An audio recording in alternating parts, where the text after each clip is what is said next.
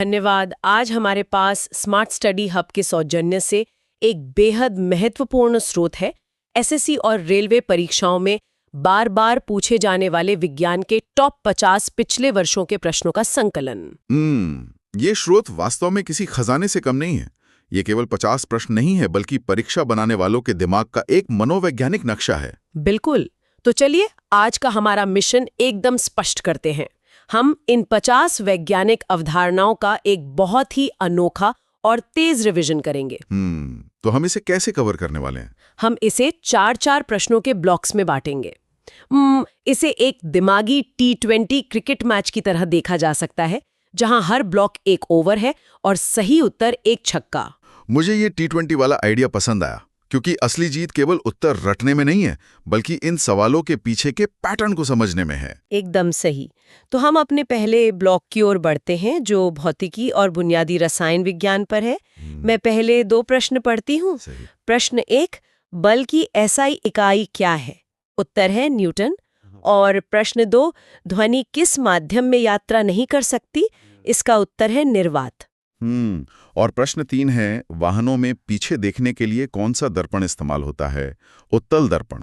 और चौथा, न्यूट्रल जल का pH मान क्या होता है? उत्तर है 7। तो यहाँ मेरा एक सवाल है, क्या परीक्षकों को मात्रकों और माध्यमों से कुछ ज्यादा ही लगाव है? बिल्कुल है। मतलब मात्रक विज्ञान की भाषा है। बिना न्यूटन के हम बल को कैसे समझेंगे? हाँ, वो तो है। और ध्वनि वाले सवाल में जब परीक्षक पूछते हैं कि निर्वात में ध्वनि क्यों नहीं होती, तो वे असल में ये परख रहे हैं कि क्या उम्मीदवार को पता है कि ध्वनि एक यांत्रिक तरंग है। अच्छा, मतलब उसे आगे बढ़ने के लिए हवा या पानी के कणों की जरूरत होती है। एकदम सही। निर्वात में कोई कण नहीं होते, इसलिए वहां पूर्ण शांति होती है। वाओ, ये बहुत ही लॉजिकल है। और उत्तल दर्पण का उपयोग भी तो सुरक्षा के लिए विज्ञान का सीधा उपयोग है। बिल्कुल, वो प्रकाश को फैला देता है, जिससे पीछे का बड़ा हिस्सा छोटे शीशे में दिख जाता है। चलिए दूसरे ब्लॉक की तरफ बढ़ते हैं, उपकरण और रसायन। प्रश्न 5 है, विद्युत धारा मापने का यंत्र अमीटर। और प्रश्न 6, शक्ति की SI इकाई वॉट। और प्रश्न 7 है, सिरका में कौन सा अम्ल होता है? एसिटिक अम्ल। और 8वां, अग्निशामक यंत्रों में कौन सी गैस होती है? Carbon dioxide. अमीटर को समझने के लिए मैं एक उपमा देना चाहूंगी। क्या हम इसे हाईवे के एक टोल बूथ की तरह समझ सकते हैं? अरे ये तो बहुत ही सटीक उपमा है। मतलब है ना? जैसे टोल बूथ गिनता है कि कितनी गाड़ियां गुजरी, अमीटर मापता है कि तारों से बिजली या इलेक्ट्रॉन कितनी तेजी से गुजर रहे हैं। हाँ, ये बहाव की दर को मापता है। और अगर हम कार्बन डाइऑक्साइड वाले सवाल को देखें, तो ये विशुद्ध रसायन विज्ञान है। आग बुझाने के लिए कार्बन डाइऑक्साइड ही क्यों? क्योंकि ये ऑक्सीजन से भारी होती है। जब इसे आग पर छोड़ा जाता है, तो ये आग के चारों ओर एक कंबल बना लेती है, जो ऑक्सीजन की सप्लाई काट देता है। आग को ऑक्सीजन के लिए तरसा देना, क्या बात है। बिना ऑक्सीजन के आग तुरंत बुझ जाती है। अब तीसरे ब्लॉक में आते हैं, मानव शरीर और भौतिकी के जनक। प्रश्न 9, मानव शरीर की सबसे बड़ी ग्रंथि यकृत।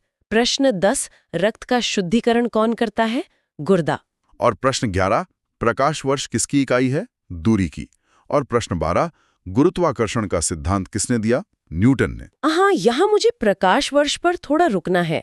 प्रकाश वर्ष शब्द में वर्ष सुनकर लोग अक्सर इसे समय की इकाई मान लेते हैं। और परीक्षक ठीक इसी भ्रम का फायदा उठाते हैं। ये एक क्लासिक ट्रैप है। मतलब ये तो दूरी मापने का पैमाना है ना? बिल्कुल।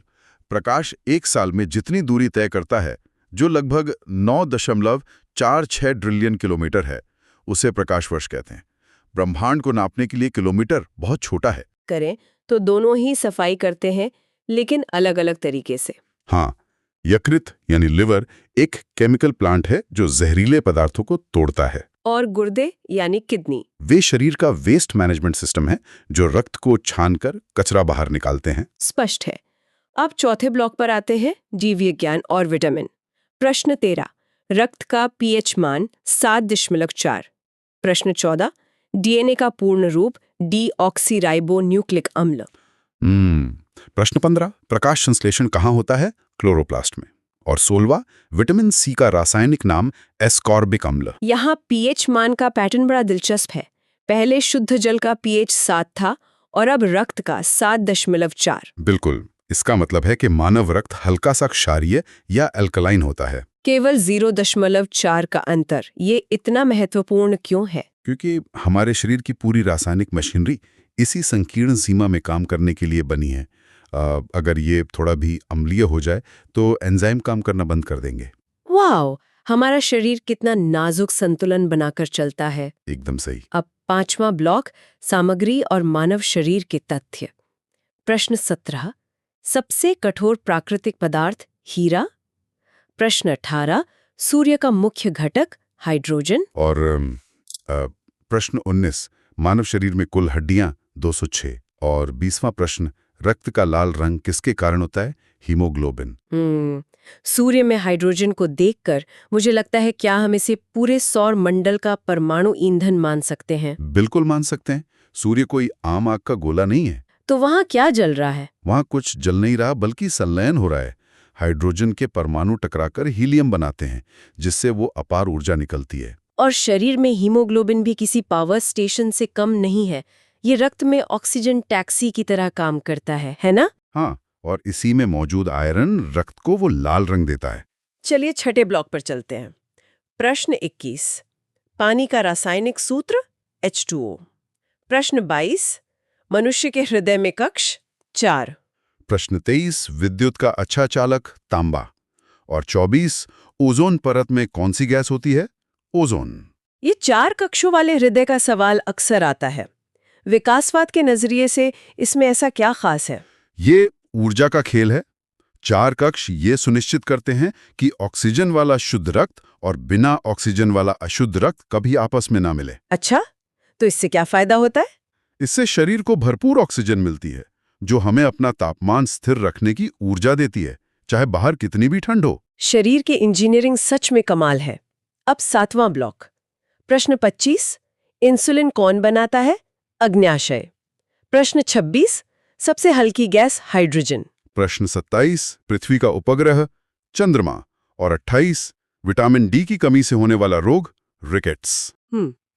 अग्न्याशय यानी पैंक्रियाज को मैं शरीर का शुगर ट्रैफिक कंट्रोलर कहना चाहूंगी। ये तो बहुत ही बढ़िया उदाहरण है। कैसे? जब हम मीठा खाते हैं तो ये कंट्रोलर इंसुलिन भेजता है, जो कोशिकाओं के दरवाजे खोलता है ताकि चीनी अंदर जा सके। बिल्कुल। अगर ये काम ना करे तो रक्त में चीनी का जाम लग जाता है, जिसे हम डायबिटीज कहते हैं। शुगर ट्रैफिक जैम याद रखने का बेहतरीन तरीका है। और इसी ब्लॉक में विटामिन डी है, जिसकी कमी से हड्डियां कमजोर होती हैं और बचपन में रिकेट्स हो जाता है। सही कहा।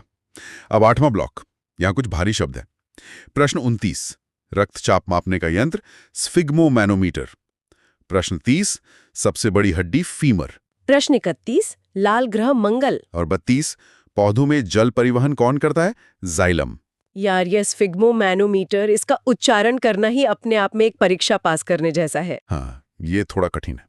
स्फिग्मो का मतलब ग्रीक में नाड़ी या धड़कन होता है। और पौधों वाले सवाल के लिए मेरे पास एक ट्रिक है। जाइलम शब्द ज से शुरू होता है और जल भी, तो जाइलम से जल का परिवहन। ये शॉर्टकट परीक्षा के दबाव में बहुत काम आता है। और मंगल ग्रह लाल क्यों है? क्या ये सिर्फ दूर से वैसा दिखता है? नहीं, मंगल की सतह पर बहुत सारा आयरन ऑक्साइड है। सरल शब्दों में कहें तो पूरे ग्रह पर जंग लगा हुआ है। जंग लगा हुआ ग्रह, वाओ। अब 9वां ब्लॉक देखते हैं। प्रश्न 33, आरबीसी का निर्माण कहाँ होता है? अस्थि मज्जा में। प्रश्न 34, सबसे भारी धातु ऑस्मियम। प्रश्न 35, गैसों का दाब मापने वाला यंत्र मैनोमीटर। और 26, मानव में गुणसूत्रों की संख्या 46। यहाँ एक और मापक यंत्र आ गया। रक्तदाब के लिए स्फिग्मोमैनोमीटर था और अब गैसों के दाब के लिए मैनोमीटर। हाँ, उपकरणों से जुड़े सवाल एक फिक्स पैटर्न है। एक न एक सवाल पक्का आता है। 10वां ब्लॉक। प्रश्न 37, पेनिसिलिन की खोज अलेक्जेंडर फ्लेमिंग। प्रश्न 38, बल्ब का फिलामेंट टंगस्टन। की बात करूं तो ये शरीर की आपातकालीन कंस्ट्रक्शन क्रू की तरह है। बिल्कुल। जैसे ही कहीं कट लगता है, ये तुरंत पहुंचकर लीकेज बंद कर देते हैं। और टंगस्टन का उपयोग भी चरम इंजीनियरिंग है। बल्ब के अंदर तापमान इतना ज्यादा होता है कि आम धातु पिघल जाए। लेकिन टंगस्टन नहीं पिघलता। नहीं, उसका गलनांक लगभग 3400 डिग्री सेल्सियस होता है, इसलिए वो लगातार चमकता रहता है। गजब है। अब 11वां ब्लॉक। प्रश्न 41, सुबह का तारा शुक्र। प्रश्न 42, सबसे छोटी हड्डी स्टेप्स। प्रश्न 43, विटामिन B1 की कमी बेरी-बेरी। और 44, पृथ्वी सूर्य के चारों ओर घूमती है कोपरनिकस। शरीर की हड्डियों का अंतर देखिए। जांघ की फीमर सबसे बड़ी और कान के अंदर की स्टेप्स सबसे छोटी। हाँ, स्टेप्स ध्वनि की सूक्ष्म तरंगों को एम्पलीफाई करती हैं। आवश्यकता के अनुसार शरीर कैसे खुद को ढालता है, ये उसका अद्भुत उदाहरण है। 12वां ब्लॉक। प्रश्न 45, दूध का पीएच मान 6.6। प्रश्न 46, शरीर का सामान्य तापमान 98.6 डिग्री फ़ारेनहाइट। प्रश्न 47, सबसे बड़ी एकल कोशिका शुतुरमुर्ग का अंडा। और 48, हंसाने वाली गैस नाइट्रस ऑक्साइड। यहाँ तापमान वाले सवाल में एक पुरानी चालाकी है। परीक्षक अक्सर विकल्प में 98.6 सेल्सियस दे देते हैं और छात्र जल्दबाजी में उसे टिक कर देते हैं। ये बहुत बड़ी गलती है। मात्रकों पर ध्यान देना बहुत जरूरी है। 98.6 फ़ारेनहाइट और 37 डिग्री सेल्सियस एक ही बात है। सही कहा। ये जांचना होता है कि उम्मीदवार दबाव में कितना सतर्क रहता है। अब हम अंतिम ब्लॉक पर हैं। प्रश्न 49, रक्त समूह की खोज कार्ल लैंडस्टीनर। और 50वां प्रश्न, सूर्य का प्रकाश पृथ्वी तक पहुंचने का समय 8 मिनट 20 सेकंड। ये 8 मिनट 20 सेकंड वाला तथ्य बहुत दार्शनिक है। प्रकाश को यात्रा करने में समय लगता है। मतलब हम सूर्य को वैसा नहीं देख रहे जैसा वो अभी है। बिल्कुल नहीं। हम उसे 8 मिनट 20 सेकंड अतीत में देख रहे हैं। हम हमेशा ब्रह्मांड के अतीत को ही देख पाते हैं। अरे वाह, ये तो नजरिया ही बदल देता है। हाँ बिल्कुल। तो 50 प्रश्नों की यात्रा पूरी हुई। अगर हम ट्रेंड एनालिसिस को डीकोड करें तो सबसे ज्यादा सवाल मानव जीव विज्ञान और विटामिन से आते हैं। और दूसरे नंबर पर भौतिकी की इकाइयां और मापक यंत्र हैं। तीसरे पर गैसें और पीएच मान। मतलब स्मार्ट स्टडी का अर्थ है रटना नहीं, बल्कि इन 3 मुख्य स्तंभों पर पकड़ मजबूत करना। एकदम सही। मानव शरीर कैसे काम करता है, ऊर्जा को कैसे मापते हैं और रसायनों का व्यवहार क्या है, यही विज्ञान का मूल है। बिल्कुल। इस चर्चा को खत्म करने से पहले मैं एक गहरा विचार श्रोताओं के लिए छोड़ना चाहती हूँ। वो क्या है? आज हमने डीएनए की बात की, जो जीवन का ब्लूप्रिंट है, और सूर्य में हाइड्रोजन के संलयन की भी बात की। हाँ, की थी। आधुनिक विज्ञान बताता है कि हमारे शरीर के तत्व जैसे कार्बन या ऑक्सीजन अरबों साल पहले किसी मरते हुए तारे में बने थे। ये एक बहुत ही शक्तिशाली विचार है ना?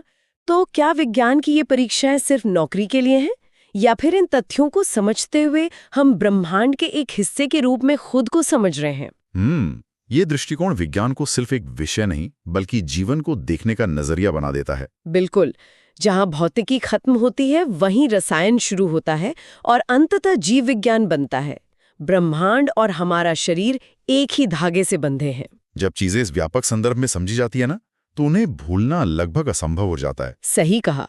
और इसी विचार के साथ विस्तृत चर्चा के इस अंक को यहीं विराम देते हैं। विज्ञान के पीछे छिपे क्यों और कैसे को हमेशा खोजते रहें।